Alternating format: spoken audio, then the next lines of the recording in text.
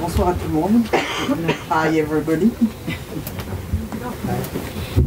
Buenas tardes a todo el mundo.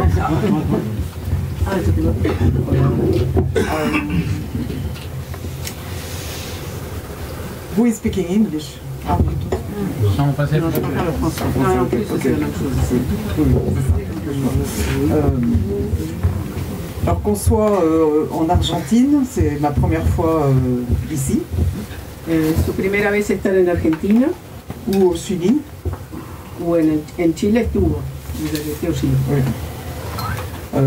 Dès qu'il s'agit de la question de la terre, des territoires ancestraux, l'histoire est la même.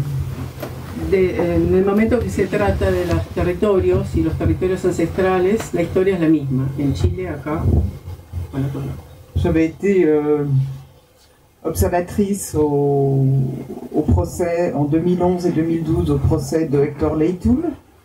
Estuvo también como observadora en el proceso en Chile de Héctor Leytoul en 2011, 2012. Et ce matin, j'étais donc au tribunal pour Damián Olivero et d'autres personnes, je oublie son nom. Y esta mañana estuvo presente en el tribunal donde acusaban a Damián y a Dorita. Et les arguments, la façon de procéder, la façon dont sont construits les témoignages sont absolument identiques. Y los argumentos o cómo están construidas las querellas son idénticas acá o en Chile. C'est-à-dire qu'on sent très très bien que les témoignages sont fabriqués, ou en tout cas sont poussés en faveur de la partie civile. Es decir, que se nota que los testimonios están construidos o bien empujados en favor de la parte civil, querellante, ¿no? En este caso. Les témoignages sont très imprécis, Los testimonios son muy imprecisos, les souvenirs encore plus, los recuerdos aún más, et je dirais que leur avocat m'a semblé relativement avoir un niveau assez faible. y me pareció también que el abogado tenía un nivel bastante bajo. Mais le procureur me semblait plus être sûr du droit de ceux qui s'opposent au Mapuche. Y el fiscal sí estaba como más en favor de los derechos que se oponen a los mapuches, en contra de los mapuches. En revanche, j'ai été surprise de voir que le juge avait une position relativement correcte. Sin embargo, le pareció que el juez tenía una posición bastante correcta, Ce qui, lorsque j'étais soit à Concepción, soit à Temuco, n'était absolument pas le cas. cuando estuvo en Temuco y en Concepción. No fue el caso para nada, Parce que le juge, à ce moment-là, avait carrément tranché en faveur des accusateurs. porque el juez ya había pactado en favor de los que acusaban, Et malgré l'évidence de subornation de témoins, y a pesar de la evidencia de que eran testigos ya como trabajados, subordinados, digamos, al fiscal. de témoins, subordination de Sí, témoins. se llama subordinación de testigos en francés. Les Mapuches étaient de toute façon coupables. Claro, los mapuches ya de por sí eran culpables. Alors je n'ai assisté qu'à une demi-journée, bien sûr, Asistió solamente a un mediodía, digamos, mais on voit bien qu'il s'agit, en tout cas se dessine une justice de classe, en todo caso se dibuja una justicia de clase, de race, de raza, et en faveur du colon. en favor del colono, que colonializa. Mais pour moi qui viens d'une île comme la Martinique, Pero para mí, que vengo de la isla de Martinica, où la question de la terre se pose, donde también se cuestiona el tema de la tierra, también se plantea, puisque la terre n'appartient pas à ceux qui la cultivent, puesto que la tierra no pertenece a los que la cultivan, mais ceux à qui elle appartient, pero a los que le pertenece parce qu'ils l'ont obtenu par le crime et le sang, porque la obtuvieron a través del crimen y la sangre, puisque ce sont les descendants des colons qui sont arrivés au XVIIe siècle. puesto que son los descendientes de los colonos que llegaron en el siglo XVII. Et même s'ils n'ont pas de titre de propriété, Y mismo si no tienen títulos de propiedad, alors qu'ici il y a un titre de propriété, bien que acá, en realidad acá sí hay un título de propiedad, eh bien ces colons, quand on demande ce qu'il y ait de la restitution de la terre, cuando a estos colonos se les pide que haya la restitución de la tierra, le droit est toujours en faveur du colon, los derechos siempre están del lado de los colonos, et non pas en faveur des descendants des mis en esclavage. y no de los descendientes que han sido puestos en esclavitud.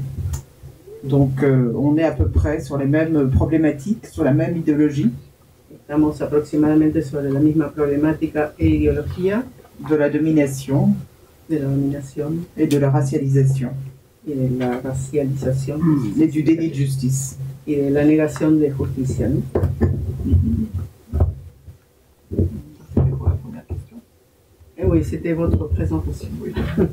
¿Preguntas? Bueno, ahí escuchamos a Miguel, una partecita nomás, porque ella tuvo, la idea, el objetivo nuestro era que ella participara, fuera parte de este juicio que comenzó hoy, juicio de Rocco Marián y a Dorita Cafupán. Entonces llegó 9:30, cerca de las 10, ¿no? Llegaron y enseguida ya les teníamos reservado los dos lugares a Meriel y a Cecilia, ¿no? Para que le traduzca. Bueno, ahí tuve oportunidad de conocer a los abogados, digamos, de Salamida, que son, y el fiscal del Lillo, que son personajes, digamos, nefastos, del Lillo sobre todo, y bueno, Petoroso, ni hablar. Y bueno, y también Luis Virgilio Sánchez, ¿no? Que le da clase, ¿no? Ahí al tribunal ese que estuvo ahí presente. El juez también habló sobre, en relación al convenio 169, si teníamos conocimiento, decía el juez que estuvo a cargo del juicio de hoy, si nosotros teníamos conocimiento en relación al convenio 169, cosa que le dijimos, o sea, a Lonco y Dorita le dijeron que sí, que esa era como una base, digamos, ratificado por el abogado, porque es en función a eso que estamos haciendo, digamos, las demandas, los reclamos, digamos, hacia el Estado, ¿no? Teniendo en cuenta que el Estado argentino y inclusive en la provincia de Neuquén hay la misma Constitución, el artículo 53, el texto del artículo 53 casi similar al del 175 de la Constitución Nacional. Entonces esa es como una base para nosotros, digamos, cuando dicen no, nosotros estamos en contra de la Constitución, ¿no? Siempre estamos en corriente o estamos en contra de la Constitución. Lo que dice la Constitución cuando es todo lo contrario. Si la misma Constitución está hablando de que somos persistentes, de que ya el hecho de que seamos persistentes ya tenemos un fundamento fuerte ahí para sostenernos, donde sea, ya sean en los tribunales o ya sea hablando políticamente. Y es lo que hemos logrado en la provincia de Neuquén, ¿no? En la provincia de Neuquén ya es ley, por ejemplo, la consulta libre, previa e informada, ya es ley. Entonces, no es que vamos en contra de la ley, sino que nosotros, justamente la Constitución para nosotros es una herramienta. El convenio 169, que es un convenio, digamos, a nivel internacional, Miriel lo conoce, digamos, perfectamente, como otros tantos derechos, y es por eso que nosotros queríamos, la intención nuestra, el objetivo nuestro, de traer a Miriel, teniendo en cuenta, ¿no?, la trayectoria que ella tiene y teniendo en cuenta que es también hija de Frank Fanon, una celebridad, digamos, conocida en el mundo. Y obviamente que cuando nosotros supimos de que Miriel había llegado a territorio mapuche, más precisamente a Gulumapu, obviamente que nos interesó contactarnos con ella y fue así que empezamos la gestión, ¿no? Nosotros como Pachila empleados, y bueno, acá Anita Ambrogi, que también es una seguidora de Frank, también siempre nos hablaba de Frank, ¿no? De Frank Pan. Entonces cuando ya supimos de que Merieli ya había visitado territorio mapuche en Gulumapu, porque ella fue a ver a los presos políticos, ¿no?, en Gulumapu está muy fuerte la situación con el pueblo mapuche. teniendo en cuenta, ¿no?, de que los gobiernos vienen poniendo muy mano dura, digamos, a todo lo que sea el tema de derecho mapuche. Entonces, a partir de eso, de esa base fue que dijimos, tenemos que traer a Miriel acá por el Mapu, ¿no? Entonces, y con ese objetivo, porque nosotros, de alguna manera, los que viven acá en la localidad, saben de que estamos llevando adelante una pelea fuerte, ¿no?, contra el gobierno, contra los intereses, sobre todo los intereses fuertes, empresariales, los intereses inmobiliarios fuertes que hay acá en este territorio. Pero tampoco, o sea, nosotros también visualizamos también lo que está pasando en la Patagonia. O sea, lo que está pasando acá en Pachinantreado es lo que está sucediendo, digamos, en muchas comunidades, ¿no?, de todo el Mapu, ya sea Río Negro, de Chubut, de La Pampa, de Mendoza, ¿no? Entonces, fue por eso que también nosotros, cuando Miriel nos confirmó de que venía para Villa Langostura, dijimos, vamos a abrir un poco el juego, vamos a llevar a Miriel a todo el territorio. Y ese es el objetivo y eso es lo que logramos. Yo quería informar esto también de que, en relación a lo que planteaba recién Miriel, y lo del juicio que se está dando hoy, continúa mañana, también en otros territorios se está llevando adelante, ¿no?, proceso de persecución hacia los hermanos mapuche. Hay situaciones, digamos, de hermanas que han estado presos. Creo que ayer, ¿no?, liberaron a la hermana Vicky. Bueno, que tuvimos oportunidad de ver la información esa y que nos provocó mucha alegría porque la liberaron, porque la verdad que estaba ahí detenida sin ninguna razón, sin ningún fundamento. Y es lo que busca el Estado, ¿no? El Estado argentino, este gobierno de Milei, que busca justamente eliminar todo lo que sea el derecho de los pueblos originarios. Por eso también derogó la ley 26160, que nos dejó sin esa herramienta, que es la de reglamento territorial.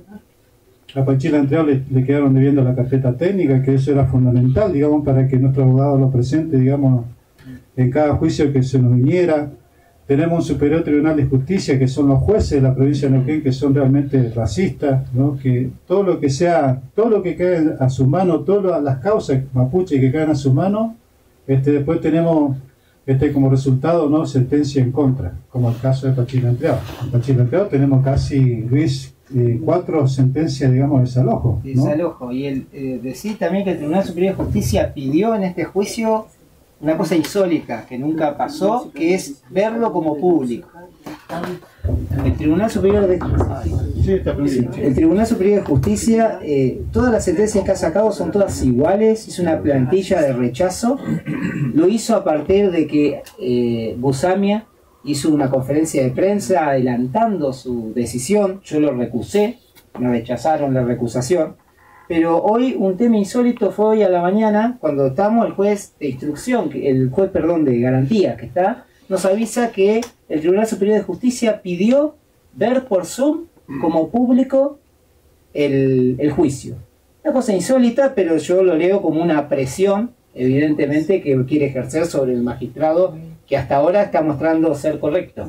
De hecho, ha hecho lugar a casi todas las objeciones que planteé en el juicio.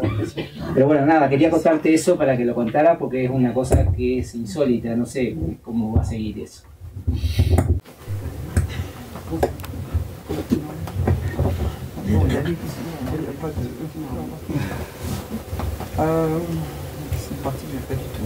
No le gusta esta parte de hablar de eso. Bon, je vais peut-être plutôt parler de Frantz Fanon, Hablar más bien de su padre, de Frantz Fanon, puisque cette année c'est le centenaire. porque este año es el centenario de su nacimiento.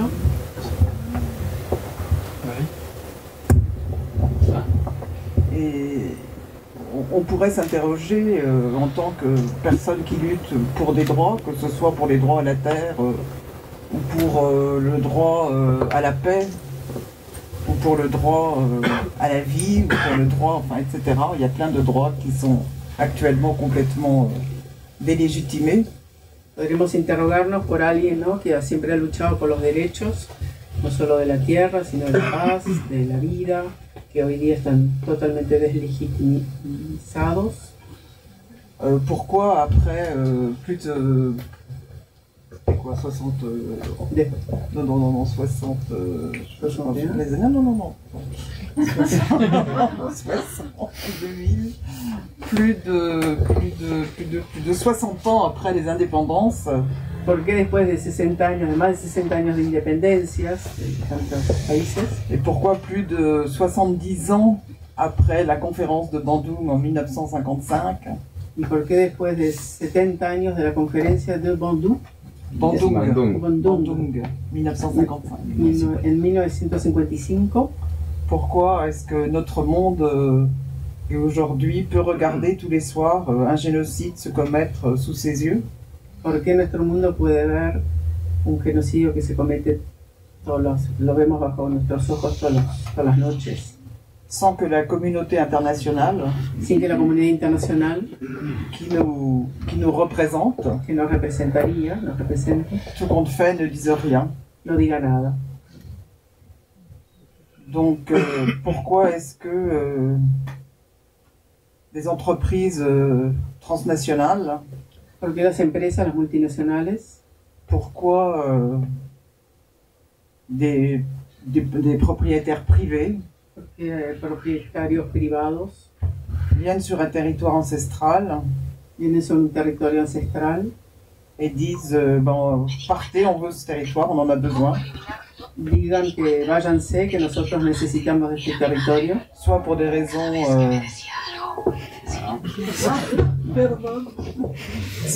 raisons extractivistes sea por razones de extractivismo ou pour installer une centrale hydroélectrique, o para instalar una central hidroeléctrica, et demandent aux communautés qui habitent là depuis des siècles y piden a estas comunidades que viven ahí desde hace siglos de partir. partir, de irse.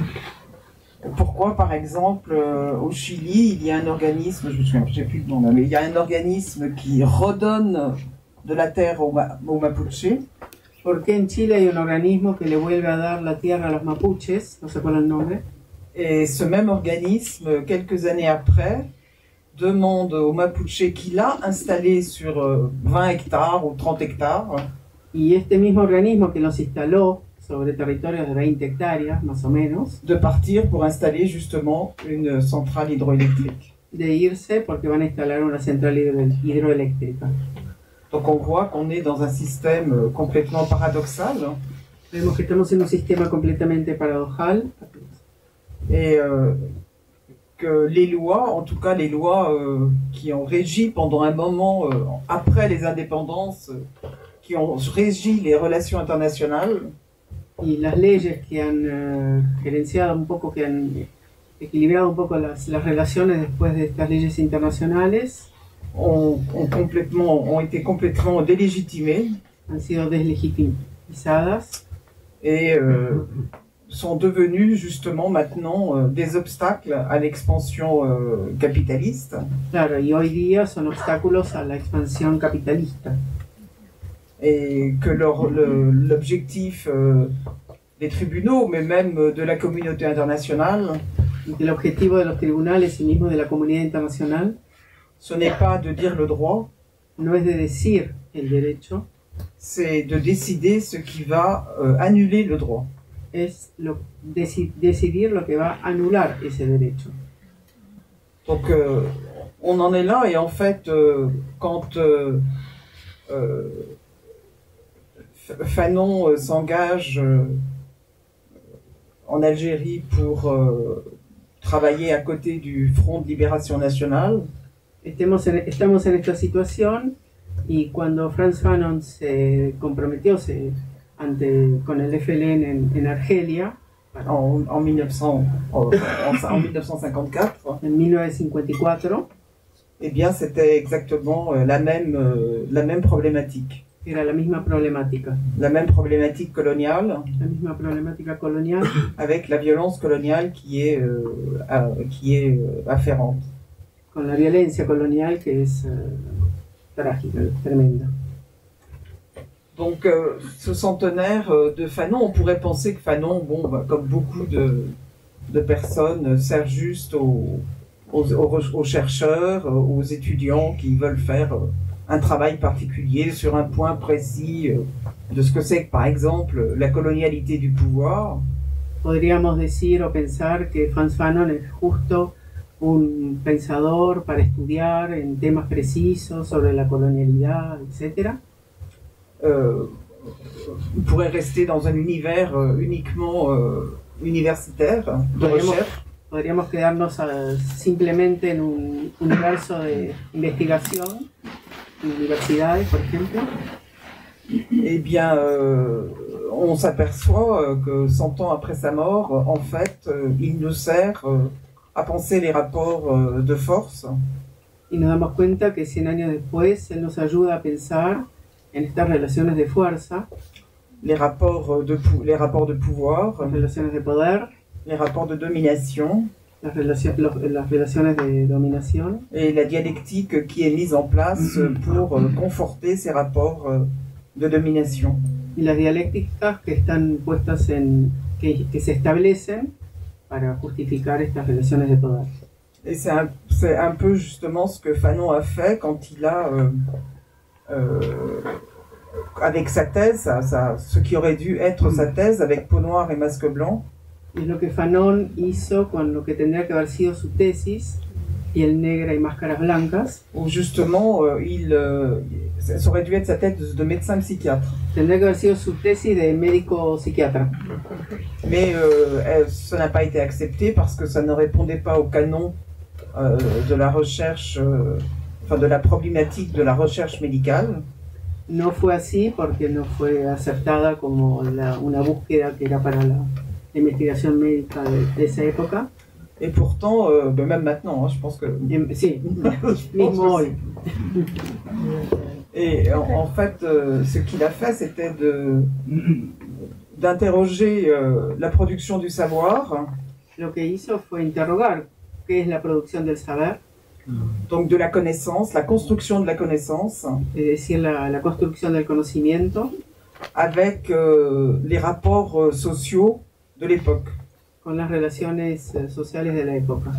Puisque, en tant que psychiatre, ce qu'il devait faire, c'était de soigner les malades mentaux, Puesto que como psiquiatra lo que tenía que hacer era curar a los enfermos mentales, et soigner, alors l'alternative, soigner les malades mentaux, on peut leur donner des médicaments, leur faire des électrochocs, curar a enfermos mentales se les puede dar electroshock o medicación, ou faire de l'équithérapie, o hacer equinoterapia, como, par exemple. José Ramírez. como se, On peut faire ça, se puede hacer eso. mais on peut aussi réfléchir à qu'est-ce qui produit la maladie mentale. Pero también podemos reflexionar a qué es lo que produce la enfermedad mental. On peut décider que la maladie mentale, elle est inhérente à chaque personne, Se puede decidir que cada enfermedad es inherente a cada persona, que chaque personne va développer sa psychose, sa névrose, sa schizophrénie, que cada persona va a desarrollar su psicosis, neurosis o esquizofrenia, mais on peut aussi considérer que la société, dans cette espèce d'interaction particulière avec une personne et la société, ce que la société renvoie, c'est un élément déclencheur d'une maladie mentale. Claro, pero también podemos pensar que la sociedad y en su relación con cada individuo es un detonante de estas enfermedades mentales que puede tener cada C'est ce que persona. Fanon a mis en avant, Y es lo que Fanon demostró, lo que fue observando, que la société telle qu'elle est conçue dans ces rapports de force, dans ces rapports de domination, que la sociedad como está concebida en estas relaciones de fuerza est un des éléments essentiels dans l'émergence de la maladie mentale. es uno de los elementos fundamentales de estas emergencias de enfermedades mentales. Et que si on veut soigner le malade mental, Y que si queremos curar a un enfermo mental, il n'est pas suffisant de lui donner des médicaments, no alcanza a darle medicamentos, il faut surtout soigner la société. hay que sobre todo curar a la sociedad. Donc soigner la société, qu'est-ce que ça veut dire? On ne va pas donner des médicaments à la ¿Qué société, quiere decir curar a la sociedad? No le vamos a dar medicaciones, mais Ça veut dire justement changer les rapports de force. pero quiere decir justamente cambiar las relaciones de fuerza. Et des premiers rapports de force dans nos sociétés occidentales, Y una de las relaciones de fuerza en nuestras sociedades occidentales c'est le racisme institutionnel. es el racismo institucional. Parce que le racisme institutionnel est un des éléments fondateurs du système capitaliste. Porque el racismo institucional es uno de los fundadores del capitalismo. Il n'y a pu y avoir de système capitaliste Solo pudo haber sistema capitalista que parce que certains ont décidé simplemente o solamente porque algunos pudieron decidir de hiérarchiser l'humanité de jerarquizar la humanidad par la question de la race. por la cuestión de la raza, a través de la raza. Mais ce qui est aussi, donc ça c'est à partir ça a donné la doctrine des découvertes. Eso dio la doctrina del descubrimiento. Et j'espère que personne ne parle ici de grandes découvertes. Espero que acá nadie hable de gran descubrimiento, Parce qu'en fait c'était une catastrophe métaphysique et démographique. porque fue una catástrofe metafísica y demográfica. Et en fait,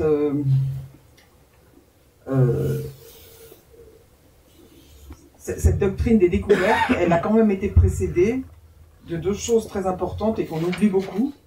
Y de hecho esta doctrina del descubrimiento fue precedida por dos cosas que nos olvidamos muchas veces. La première, ça a été la bulle papale La primera fue la bula papal de 1452 de 1452, qui donnait l'autorisation au roi Alphonse V, je crois, que le daba la autorización al rey Alfonso V, pero recordar, d'aller partout où il pouvait aller de ir a donde él quería ir pour christianiser para cristianizar les populations. las poblaciones, los pueblos. Et la seconde bulle, c'est 1460, quelque chose comme ça. Y la segunda bula es de más o menos 1460. La première bulle s'appelle la bulle papale Dum Diversas. Dum Diversas es el nombre de la primera bula. Et la seconde bulle, c'est Dum Inter Caetera. Dum Inter Dum Inter Caetera. Caetera. Oui. Et Bon. elle disait que du coup, à partir du moment où les païens, les sarrasins, tous ceux qui n'étaient pas chrétiens, donc les Mapuches, etc., eh bien, à partir de ce moment-là, les territoires de ces personnes, de ces groupes, de ces tribus, appartenaient de facto au roi et à ses successeurs. Esa bula decía que para todos los que no eran cristianos, es decir, indígenas, paganos, saracenos, etc., las tierras donde ellos vivían de facto iban a pertenecer al rey, Alfonso, y a todos sus sucesores. Donc on voit bien à partir de la moitié du XVe siècle, il y avait déjà mis en place toute une idéologie de la domination.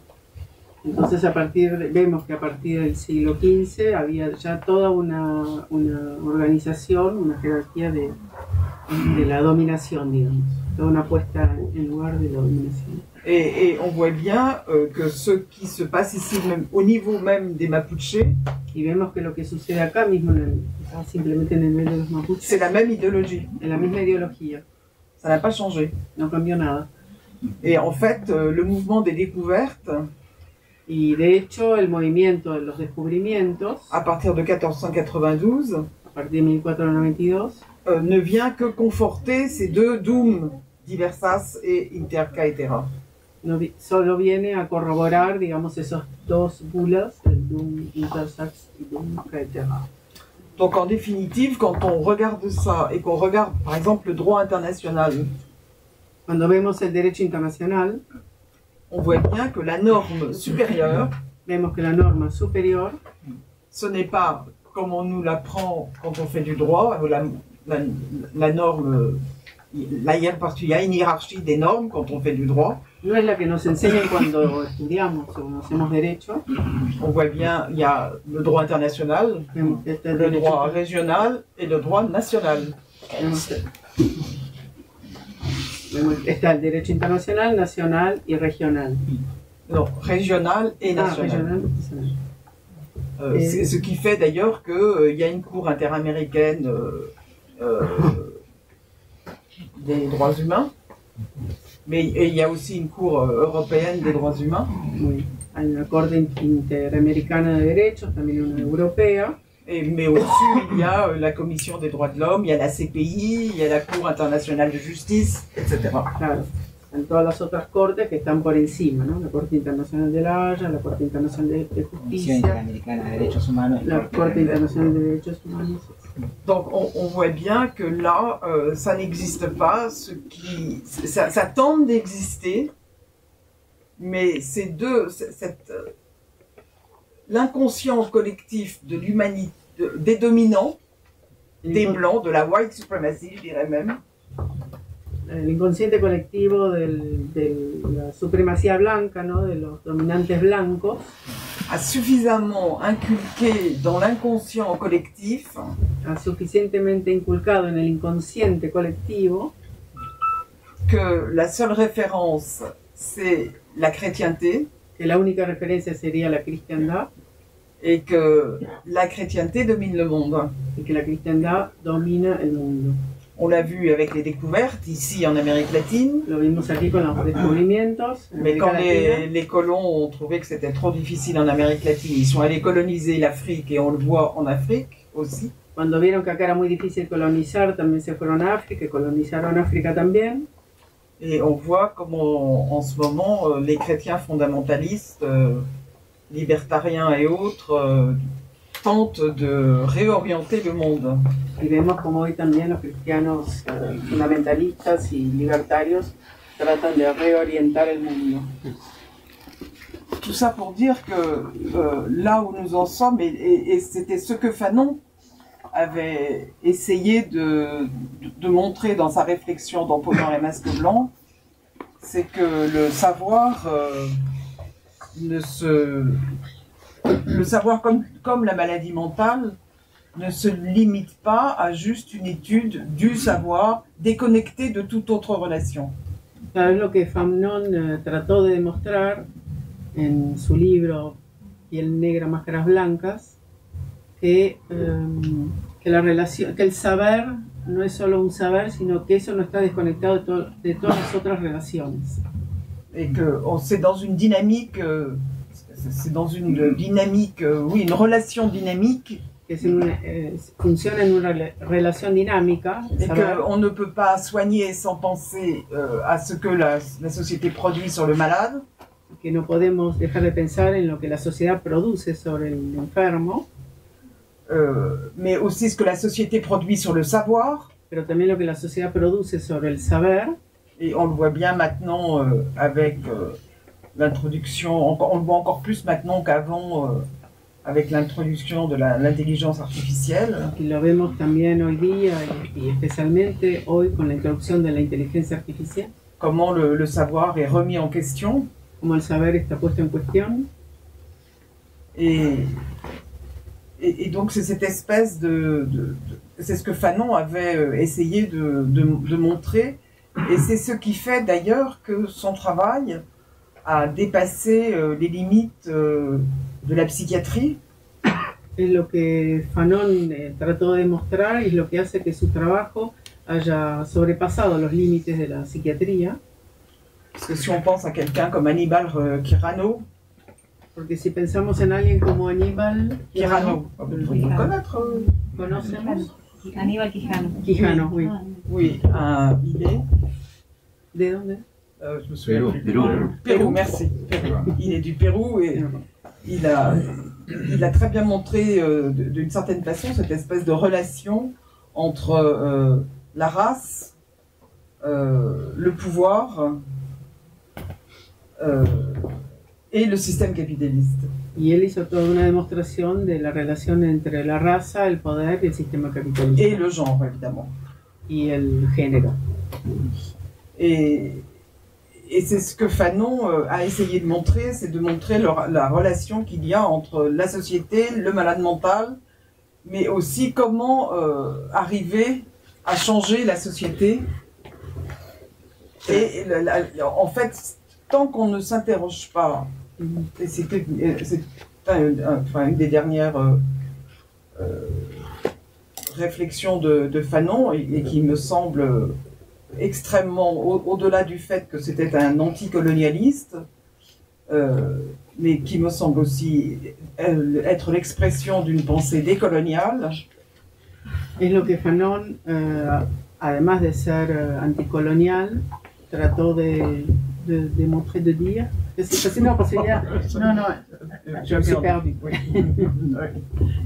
Ce que j'étais en train de dire, c'est que ce que Fanon, dans cette interrogation sur la production de la folie faite par la société, sí, en su pregunta de la locura que se estaba produciendo por la sociedad, en las personas. Non, par la société. Sí, por la sociedad. Sobre las personas. C'était aussi cette espèce de... Oh mince, j'ai perdu. C'était comme à la fin de sa vie, vous vouliez dire? Non.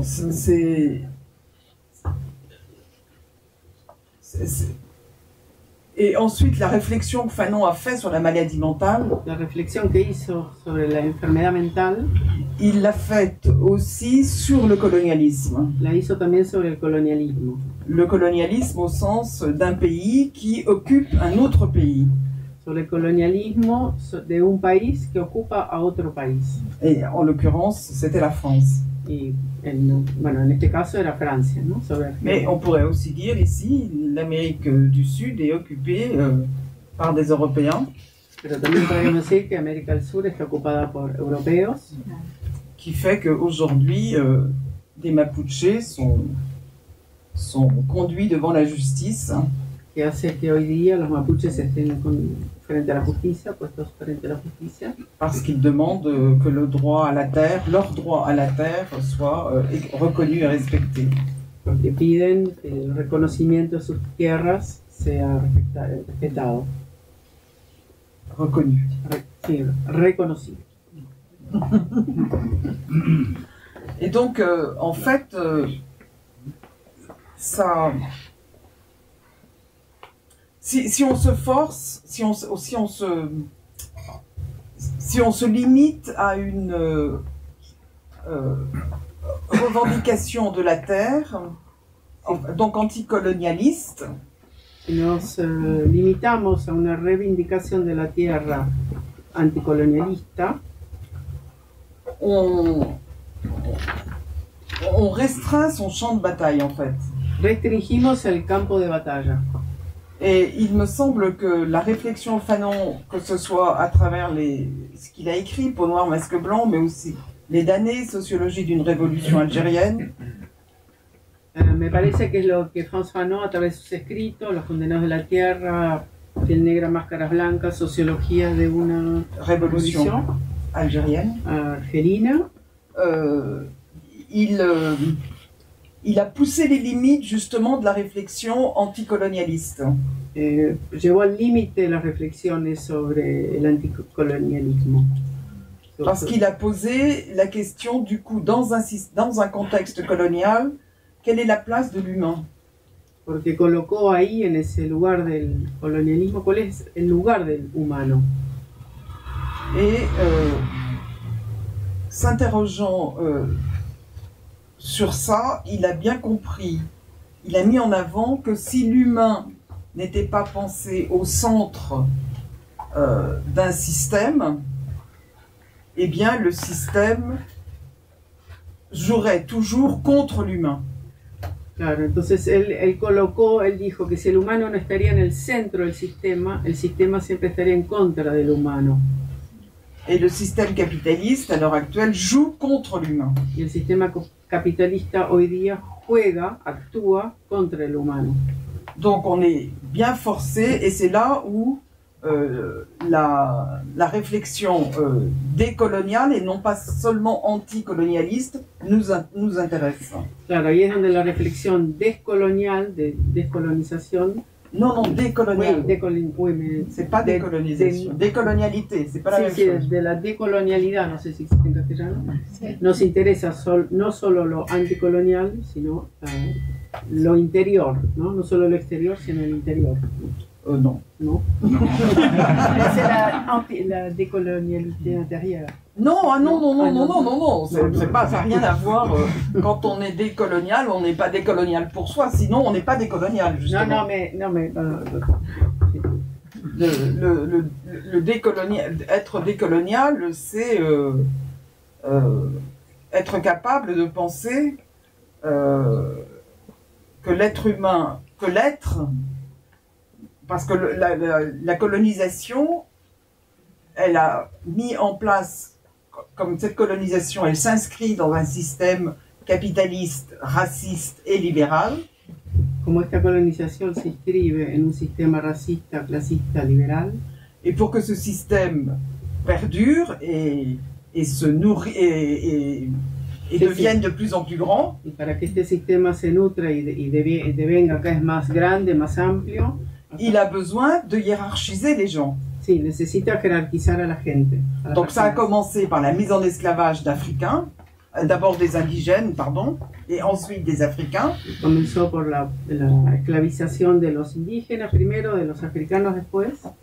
Mais ensuite, il a eu besoin de continuer cette classification, cette hiérarchisation. Pero después necesitó continuar con esa jerarquización y clasificación de lo humano. Et sa perception de l'être comme soit un bien meuble ou celui qui possède le bien meuble. Y su percepción del ser como un objeto, como un bien mueble, o el superior a ese bien mueble, poseedor del bien mueble. Quand on réfléchit en termes de décolonialité, cuando reflexionamos en términos de decolonialidad, on va penser en termes de être et de non-être. Vamos a pensar en términos de ser o no ser. Et on en est toujours là, c'est-à-dire que les Mapuches sont des non-êtres, les pauvres, les exclus, les marginaux, les transgenres, etc., les non particulièrement, et les plus affectés sont les Noirs, toujours, et les Arabes. Y en esta situación están los negros, los indígenas, los árabes, los transgéneros. Sont des non-êtres. Son no seres. Et ce qui explique particulièrement bien, ce qui permet de comprendre que ce qui est en train de se passer en Palestine se passe comme ça. Y lo que está sucediendo en Palestina sucede de esta manera. Puisqu'on est toujours dans ce monde, pour le monde occidental blanc, on est toujours dans ce monde de païens, enfin de gens qui n'appartiennent toujours pas à la religion chrétienne. Claro, para el mundo blancos y cristianos, ellos no pertenecen a ese mundo y son paganos. Et comme ce système aussi considère que les Arabes, en plus musulmans, même si les Palestiniens ne sont pas arabes d'ailleurs, mais il y a des confusions, on fait tout, maintenant on mélange tout. Mismo si los palestinos no son árabes, y bueno, los consideran a todos musulmanes, porque hay mucha confusión hoy día. Donc l'idée c'est d'avoir ce grand Moyen-Orient. La idea es tener al gran Medio Oriente, Oriente Medio, où la religion musulmane n'existerait plus. Donde la religión musulmana ya no existiría. Et en conséquence, on s'approprierait les terres de ces peuples. En consecuencia, con el objetivo de apropiarse de las tierras de estos pueblos. Donc on est toujours dans le même continuum, le même paradigme de la Dum Diversas et de la Dum Inter Cetera. Estamos siempre en el mismo paradigma de las dos Dum, Diversas y Cetera. Inter Cetera. Donc, et ça c'est en fait c'est ce que Fanon avait compris et il l'a exprimé particulièrement au niveau de la lutte aussi de libération d'un peuple. Es lo que él había comprendido y es lo que luchó fundamentalmente en lo que es la liberación de un pueblo. Puisque dans les damnés de la terre, puesto que en los condenados de la tierra, il précise que la lutte de libération du peuple algérien él precisa que la lucha de liberación del pueblo argelino ne peut pas se limiter au peuple algérien, no se puede limitar al solo pueblo argelino, mais doit servir à combattre pour l'unité africaine. pero debe servir además para combatir y para la unidad africana. Combatir. Vemos hoy día que estamos muy lejos de la unidad africana Et que les frontières qui ont été installées en Afrique à partir de la conférence de Berlin y que las fronteras que fueron instaladas en África a partir de la conferencia de Berlín empêchent totalement l'unité africaine. impiden completamente la unidad africana. Donc d'un côté, on a quelque chose qui empêche l'unité africaine de se construire, Entonces, por un lado tenemos algo que impide la unidad africana de construirse, et de l'autre côté, si on prend l'exemple des Mapuches, y por otro lado, si tomamos el ejemplo de los mapuche, qui avaient un territoire énorme, Que aussi tenían- bien au Chili, enfin entre le Chili et l'Argentine, que tenían un territorio enorme entre Chile y Argentina, là, ici, on a détruit leur territoire acá se ha destruido, han destruido su territorio pour des raisons d'expansion coloniale. por razones de expansión colonial. Et si on regarde bien, aussi bien ce qui s'est passé en Afrique que ici, Y si miramos bien lo que ha pasado en África y acá, l'objectif dans un cas comme dans un autre, el objetivo en un caso como en el otro c'est d'imposer un modèle es de imponer un modelo de domination, un modelo de dominación, qui est le modèle occidental, que es el modelo occidental, démocratique, democrático, so-called démocratique, así llamado,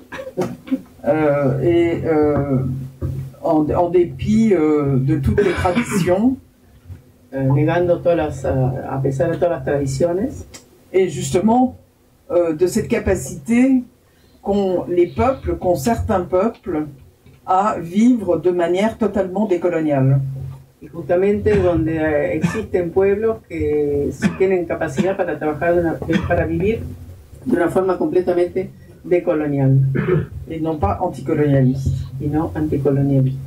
mais vraiment décoloniale, puisque le pouvoir n'est plus conçu de manière hiérarchique, Pero realmente decolonial porque el poder no está concebido de forma jerárquica, mais de manière horizontale. pero de forma horizontal. Et c'est un peu aussi ce que avait fait Fanon à l'hôpital de Blida en Algérie, Y es lo que había hecho un poco Fanon en el hospital de Blida en Argelia, puisque la façon dont il concevait la psychiatrie, porque la manera como él concebía la psiquiatría c'était d'inclure les malades mentaux era de incluir a los enfermos mentales, dans toutes les décisions qui les concernaient. incluirlos en todas las decisiones que les concernían, que tenían que ver Donc, con ellos. contrairement à la psychiatrie traditionnelle qui considère les malades comme des êtres à part et ne pouvant pas réfléchir et ne pouvant pas décider pour eux, Entonces, contrariamente a la psiquiatría tradicional, que los consideraba que no podían tener decisiones en cuanto a temas que les importaba, il n'a rien fait pour la vie des malades mentaux sans leur avis et sans les impliquer dans ses décisions. no hizo nada con los enfermos mentales que no, sin consultarlos y sin pensar en ellos, en las cosas, sin que ellos participaran de las decisiones que se iban a tomar. Et si notre système juridique respectait les normes qu'il s'est lui-même fixées, Y si nuestro sistema jurídico respetara las normas que él mismo se fijó, des normes de Hughes Cogans, ce qu'on appelle les normes de Hughes Cogans, qui sont indépassables, qui doivent être respectées par tout le monde, las normas de no sé cómo se dice, Hughes Cogans. Jus Cogens, que deberían ser absolutamente respetadas, Eh bien, on n'assisterait pas au génocide en direct des Palestiniens. no asistiríamos al genocidio que vemos en directo de los palestinos, hacia los palestinos, mais aussi de celui qui a lieu depuis plus de 10 ans en République démocratique du Congo, pero también el que pasa en el Congo, ni celui au Yémen, etc., etc. o en Yemen, etc. Et merci beaucoup. Muchas gracias. J'aime beaucoup cette question. Le gusta mucho tu pregunta. Esa parte. Si on réfléchit bien, Si reflexionamos bien, Silvia.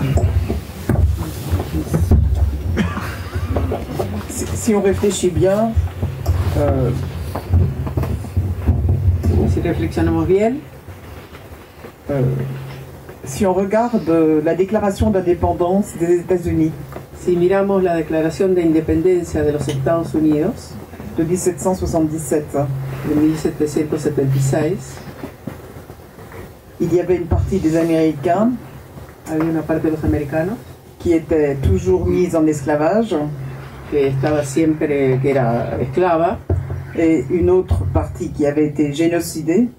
y otra parte que había sido también genocidada, digamos. Pues, Et pourtant, ils avaient la première phrase de leur déclaration, y sin embargo, la primera la frase de su declaración, c'est tout le monde est égal, Tout le monde quelle que est soit igual. la couleur, la race, la. cualquiera sea el color, la raza, etc. Et si on regarde la déclaration française de 1789, Si miramos la declaración de los francesa de 1789, la première phrase, c'est la primera frase es: tous les citoyens naissent égaux, libres et égaux. todos los ciudadanos nacen libres e iguales. Et l'esclavage existait, Y la, était même à ce moment-là en pleine expansion. y la esclavitud en esa época existía y estaba en pleno apogeo, expansión. Et pourtant, ce sont ces deux instruments, la déclaration d'indépendance des États-Unis et la déclaration des droits de l'homme et du citoyen française, Y sin embargo son esas dos declaraciones, la de Estados Unidos y la Declaración de los Derechos y de los Ciudadanos francesa, qui ont donné naissance à la Déclaration universelle des droits de l'homme. que dieron nacimiento a la Declaración Universal de los Derechos Humanos. Quand vous savez ça, Cuando sabes eso, on n'a pas d'espoir. no tenemos esperanza. Je dirais presque, puisque nous sommes dans un pays chrétien, je dirais la messe est dite. Diríamos, como estamos en un país cristiano, la misa está dicha. C'est-à-dire que on sait que c'est un monde basé sur l'inégalité, Sabemos que estamos en un mundo basado en la desigualdad, le colonialisme, el colonialismo, l'accaparement des terres par la violence, el acaparamiento de las tierras a través de la violencia, la mise en esclavage des êtres humains, la puesta en esclavitud de los seres humanos, puisque au moment où ces deux déclarations ont été créées, il faudra attendre presque un tout petit peu moins d'un siècle puesto que desde que se instalaron esas dos declaraciones habrá que esperar más de un siglo, un poquito más de un siglo, pour que les mises en esclavage soient libres. para que la puesta en esclavitud sea libre, ¿no? Para liberar los esclavos. Donc on voit bien que ce système des Nations Unies, puisque vous parlez de celui-ci, Entonces vemos que este sistema de las Naciones Unidas, puesto que est basé sur la white supremacy. está basado sobre la supremacía blanca. Et comme disait Aimé Césaire, Y como decía el escritor Aimé Césaire, c'est un organisme qui a été créé pour des blancs, par des blancs. es un organismo creado para blancos por blancos. Donc si nous, peuples colonisés, racisés, Entonces sí, nosotros como pueblos racializados y colonizados, si on veut changer le paradigme de la domination, si queremos cambiar el paradigma de la dominación, il faut non seulement changer le système capitaliste, no solo tenemos que cambiar el sistema capitalista, mais et la première chose à faire sera de changer les nations, de réformer. Je sais même pas si on peut les réformer, mais en tout cas de changer les Nations Unies. lo primero que tendremos que hacer es cambiar las Naciones Unidas. No sabemos, no sé si lo podemos reformar, pero cambiarlas. Je voulais juste... et d'ailleurs, cette espèce de contradiction interne aux Nations Unies, entre les peuples et le système, parce que c'est ça à l'heure actuelle. On a d'un côté le système capitaliste, libéral, et de l'autre côté, on a les peuples. Entonces, en este sistema, por un lado tenemos el sistema capitalista liberal, y por otro lado están los pueblos. Il y a une antinomie constitutionnelle entre ces deux entités. Hay una antinomia constitucional entre esas dos entidades. Le système capitaliste ne peut pas supporter les peuples. El sistema capitalista no puede soportar a los pueblos. Parce que les peuples demandent de l'éducation, de la santé, du logement, de la recherche, de l'écologie. Porque los pueblos piden, ¿no? Educación, salud, investigación, ecología. Et ça coûte au système. Y le cuesta dinero al sistema. Donc, pour le système, c'est mieux d'avoir en permanence, de pratiquer la guerre permanente contre les peuples. Entonces al sistema le conviene practicar la guerra a los pueblos. Et la guerre permanente contre les peuples, elle n'a pas été inventée tout de suite, là, maintenant. Y la guerra contra los pueblos no fue inventada ahora. La guerre permanente contre les peuples, elle a été inventée à partir du XVe siècle. La guerra permanente contra los pueblos fue inventada en el siglo XV. Quand les chrétiens sont allés prendre les territoires des uns et des autres, etc., etc. Cuando los cristianos fueron a tomar los distintos territorios de unos y otros. Donc je dirais, pour revenir à votre question, je dirais que les Nations Unies ne sont pas la solution, elles sont le problème. Entonces diría que las Naciones Unidas no son la solución, sino que son el problema.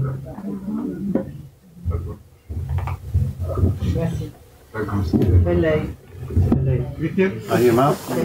¿Qué pasó?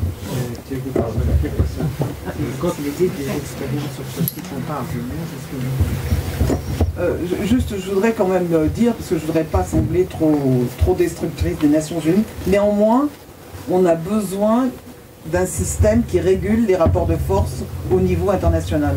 Dice una cosa que no quisiera ser tan destructora de las Naciones Unidas, pero que por lo menos hace falta un sistema que no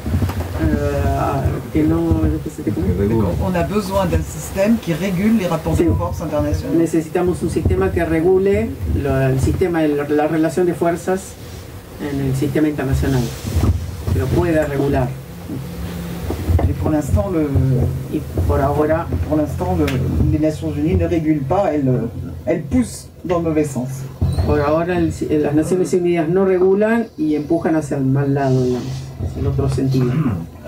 Voy más allá de Naciones Unidas, digo, en los pueblos si se están gestando articulaciones. Les Nations Unies, parce que entre les peuples, il y a des organisations, des formes de s'organiser pour établir d'autres genres de justice, d'autres relations, d'autres formes de résister. Una justicia que emerja desde abajo, digamos, oui, esa descolonización. D'en bas, et pas qui ne devienne pas justement dans le tribunal, etc. Je crois, pour moi, un des espoirs qu'on peut avoir, c'est que... Para mí una de las esperanzas que podemos tener, c'est que de plus en plus, justement, les peuples ou les personnes racisées ou les personnes qui subissent les injustices se regroupent quand même, commencent à se regrouper. Sí, una de las esperanzas para ella es que los pueblos racializados o marginados ya ve que se están organizando. Entonces como que ahí ve una esperanza. Mais ce week-end, j'étais à Londres. Este fin de semana estuvo en Londres. Pour un tribunal, en tant que juge, pour un tribunal contre les violences policières. En un tribunal, ella como jurista, en un tribunal por el tema de la violencia policial. Et ça a donné l'idée à des familles d'autres pays de se réunir et de faire une session internationale sur la façon dont la police réagit face à des personnes racisées, mais essentiellement racisées, et pour analyser un peu la façon dont la police réagit. y le dio idea a familias fundamentalmente racializadas de juntarse y de estudiar cómo otras policías están actuando en otros lugares, de cómo están reaccionando para ver cómo luchar contra eso, ¿no? Contra esa violencia. Il y a aussi des personnes qui se groupent sur la question de la terre. También hay gente que se reagrupa, ¿no? En Afrique du Sud, particulièrement, mais aussi au Zimbabwe. América del Sur, en Zimbabwe, África. En Colombie aussi. En Colombia. Il y a eu aussi des choses au Brésil. Donc oui, il y a des, on peut dire qu'il y a de plus en plus quand même des groupes, des organisations qui essaient de se regrouper pour, parce que je pense que c'est ça aussi qui d'une certaine façon fait qu'on peut commencer à réfléchir autrement sur le rapport de force. Sí, pues ella cree que esa es la manera en la cual podemos comenzar a reflexionar sobre otro tipo de relaciones de fuerza. C'est de se regrouper, de lutter ensemble. De reagruparse y luchar juntos. Donc le petit, par exemple, le petit documentaire que vous avez fait, este documental que han hecho, il me semblerait très important au moins de le sous-titrer en anglais. Me parecería muy importante de por lo menos subtitularlo en inglés. Pour qu'on puisse le faire circuler un peu partout. Para que lo podamos hacer circular un poco en todas partes. Parce que c'est aussi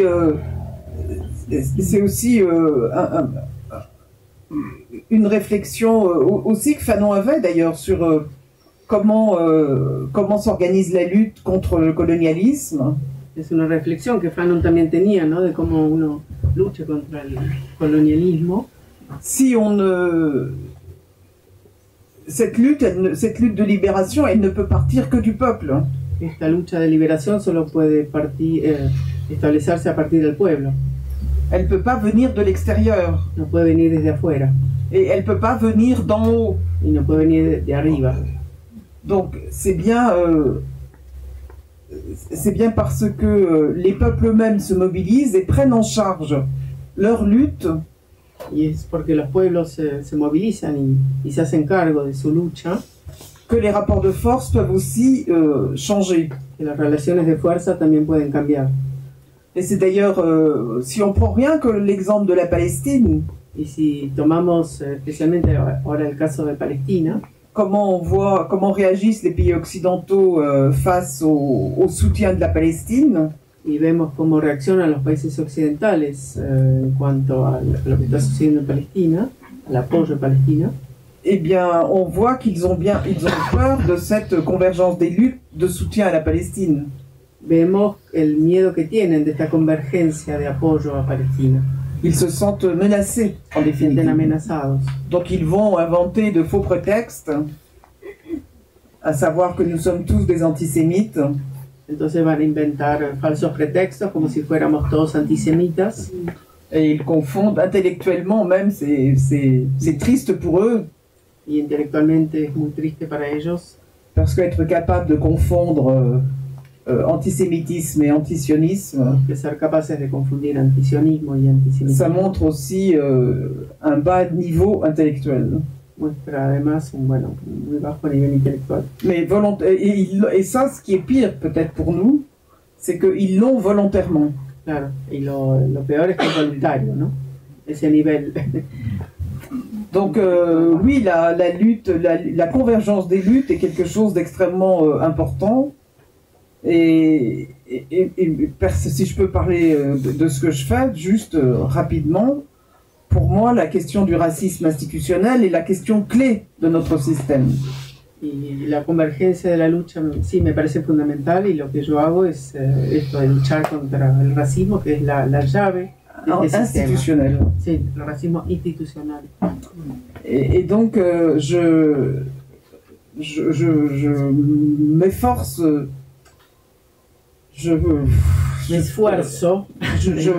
j'utilise beaucoup d'énergie pour faire comprendre que si on veut arriver à quelque chose, ça passe en premier par cette lutte contre le racisme institutionnel. se esfuerza mucho, pone mucha energía para hacer entender que la lucha está ahí. Et que, ça ne peut pas être fait juste dans un endroit, il faut que ce soit justement organisé, je dirais presque mondialement. Y que no solo tiene que funcionar en un lugar, sino que tiene que ser mundialmente, diría. Parce qu'à l'heure actuelle, on est dans un rapport de force qui ne nous est pas favorable. Porque en este momento estamos ante una relación de fuerzas que no nos es favorable. Et ce qu'on doit tenter, c'est très difficile. Lo que tenemos que intentar, y es muy difícil, c'est justement d'inverser ce rapport de force. De invertir, lo que tenemos que hacer es invertir estas relaciones de fuerza. Gracias. ¿Cómo está viendo los debates sobre el racismo y la colonialidad, por lo menos en esta zona, en el sur global? ¿Cómo es que vous observez ces débats sur le racisme et la décolonisation? Très bonne question. Buena pregunta. À l'heure actuelle, dans cette région, enfin, je ne sais pas dans cette région, mais en tout cas en Europe, à l'heure actuelle et aux États-Unis. En todo caso en Europa y en Estados Unidos actualmente. Comme la question du racisme devient une question assez centrale. Como la cuestión del racismo es un tema bastante central.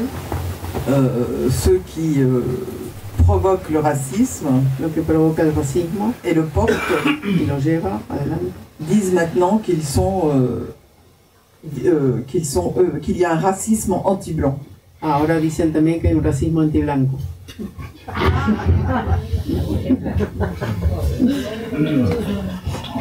Alors on est dans l'absurde évidemment, mais estamos en el absurdo claramente, mais pour autant ça prend. Pero toma espacio. Il y a de plus en plus de personnes qui vous disent mais moi je suis victime du racisme anti-blanc. Yo soy víctima del racismo anti-blanco. Mais je voudrais revenir sur le fait que Lonco con N, no. No soy huerquero. Avec un N. Sí, soy huerquero. Huerquero y lonco. No, loco. Loco, no, lonco. También. Disculpa. Quisiera hablar sobre el tema que vos planteabas. Le thème de la drogue. Et le thème aussi le thème aussi du fait que des Mapuches vont de l'autre côté, traversent le trottoir. De los mapuches que van del otro lado de la vereda. C'était des questions que Fanon avait soulevées particulièrement dans Les damnés de la terre. Son temas que Fanon había descrito particularmente en el libro de los condenados de la tierra. Dans le chapitre La bourgeoisie nationale. En el capítulo La burguesía nacional. Parce qu'il y a toute une dans tous les peuples qui ont lutté pour l'indépendance.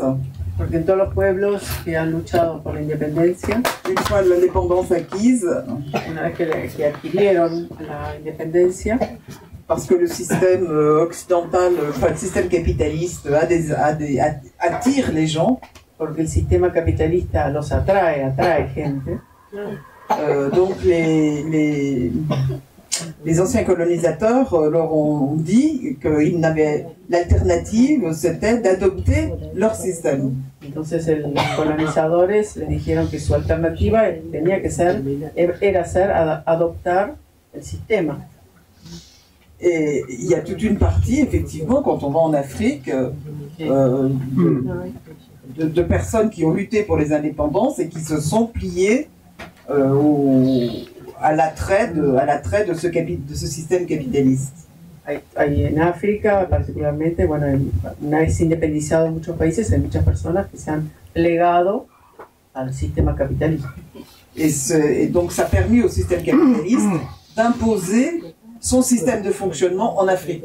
Y les permitió al sistema capitalista de imponer su sistema que funcione en cada uno de esos países, el sistema capitalista. Et donc là, il y a une partie des Africains qui se sont battus pour les indépendances, qui ont pourtant traversé le trottoir et sont allés de l'autre côté. Entonces hay una parte de los africanos que han luchado por la independencia que después cruzaron de vereda y pasaron del otro lado. Acá hay bastante también. Y sí o sí. Oui, ici, mais partout. Sí, por todos lados. Mais c'est symptomatique avec l'Afrique, et quand on voit l'état de l'Afrique aujourd'hui, on comprend très bien d'où ça vient. Dice sintomático, está en todos lados, pero es sintomático en África y como se ve, el estado de África. Et si, claro, ¿no? et l'histoire de la drogue aussi, la historia de la droga también. C'est très intéressant parce que si on connaît un petit peu l'histoire des Black Panthers, porque es muy interesante, pues si conocemos la historia de los Black Panthers, dans les années 60 aux États-Unis, los años 60 en Estados Unidos, l'introduction de la drogue, l'introduction de la droga, ça a été un des moyens de casser les bases de ce mouvement. Fue una manera, introducir la droga fue una manera de romper las bases de ese movimiento.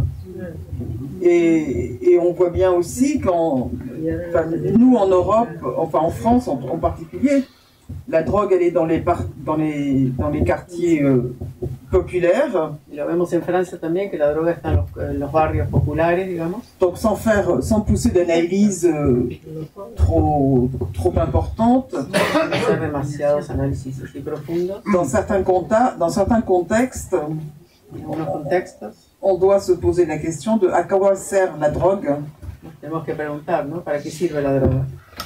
Au moins se poser cette question. Por lo menos, ça n'est jamais introduit par hasard. Sí, nunca está introducida por azar, ¿no? On dit que ça permet aux jeunes, en tout cas en France, il est souvent dit oui mais au moins ils gagnent de l'argent, ils se font de l'argent facile, etc. La drogue détruit beaucoup plus les jeunes, l'espoir de la drogue détruit beaucoup plus l'espoir d'un pays qu'elle ne rapporte de l'argent, en tout cas à ceux qui la vendent, aux dealers, en tout cas. En Francia dice que muchas veces dicen que bueno, que la droga les trae plata a los jóvenes, pero en realidad lo que trae es desesperanza, mucha más desesperanza. Et quand on sait comment nos États traitent les quartiers qu'ils appellent périphériques, cuando sabemos cómo tratan esos barrios, ¿no? que se llaman periféricos, on n'est pas étonné que la drogue soit aussi un des moyens de domestiquer, entre guillemets, domestiquer une jeunesse qu'un État abandonne totalement. Nos damos cuenta también cómo la droga permite domesticar, ¿no? a una juventud de esos barrios periféricos que el Estado abandona completamente. Donc la question du racisme, on est parti. Entonces la cuestión del racismo, elle est centrale. Elle est centrale puisque ce système s'est fondé sur le racisme institutionnel. Todo este sistema está fundado sobre el racismo institucional. Et on peut tourner la tête où on veut, la question du racisme est toujours là. Podemos dar vuelta la cabeza donde queramos y el racismo está ahí. Et soit on change le système, así que o cambiamos el sistema et on trouve des alternatives qui viennent des peuples et non pas d'en haut. Que vienen de los pueblos sino de arriba. Soit on entame quelque chose que nous on essaye de faire, c'est des réparations. O empezamos cosas que nosotros estamos haciendo que son reparaciones. Par exemple pour la mise en esclavage qui a duré 4 siècles, pour la dette illégale d'Haïti, pour ejemplo, para todos los esclavos que hace 4 siglos han sido todas las personas o familias que han sido esclavizadas, por la deuda interminable de Haití, etc., on demande réparation. Y se piden reparaciones. Par exemple, ce serait intéressant, je trouve, moi, que les Mapuche, vous soyez en relation avec les Haïtiens. Ella le parece sería interesante que estén en relación con los haitianos. Parce que la situation d'Haïti, elle est actuellement. La relación actual en Haïti. Elle est la conséquence. Parce que Haïti, c'est quand même la première république noire. Porque Haití es la primera república negra. Et c'est aussi le premier peuple qui s'est libéré de la mise en esclavage. Fue el primer pueblo que se liberó de la esclavitud. Et actuellement, bon, il y a une situation dramatique puisque les gangs ont pris pratiquement 90% de la ville de Port-au-Prince. Y actualmente hay una situación dramática porque las bandas, ¿no? de drogas han tomado prácticamente el 90% de Puerto Príncipe. Mais le peuple haïtien résiste non seulement contre les gangs, el pueblo haitiano no solo resiste contra las bandas, mais aussi contre ce que peut devenir Haïti, pero también contra lo que podría devenir Haití, puisque notre cher ami Trump puesto que nuestro querido amigo Trump a dit qu'il allait transformer Gaza en Riviera. Dijo que transformaría Gaza en una riviera mediterránea, ¿no? Mais qu'Haïti allait être vendu, qu'il y a bien quelqu'un qui va acheter Haïti bientôt. Pero para Haití tiene comprador. Se podría vender y seguramente que alguien lo va a comprar.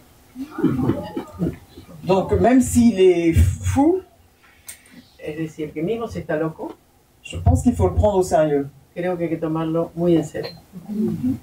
Et donc, quand on pense qu'un pays souverain Cuando pensamos que un país soberano peut être sous la menace d'être acheté par quelqu'un, puede estar bajo amenaza de ser comprado por alguien, ça prouve, on devrait vraiment s'interroger sur la capacité de ce système capitaliste. Deberíamos preguntarnos sobre la capacidad de este sistema capitalista à détruire pour se sauver, a destruir para salvarse, à tuer pour se sauver, a matar para salvarse. Et c'est pour ça que ce qui se passe en Haïti est quelque chose de à la fois très grave. Por eso lo que sucede en Haití es algo extremadamente grave. Mais pour tous ceux qui luttent pour leur terre ou pour la fin du racisme institutionnel, pero para todos los que luchan por sus tierras y contra el racismo institucional, Haïti doit être présent. Haití tiene que estar presente. Parce que on peut dire que le futur d'Haïti, aunque podemos decir que el futuro de Haití ou le futur de la Palestine, o el futuro de Palestina, nous dit exactement ce que va être notre futur. Nos dice exactamente lo que va a ser nuestro futuro.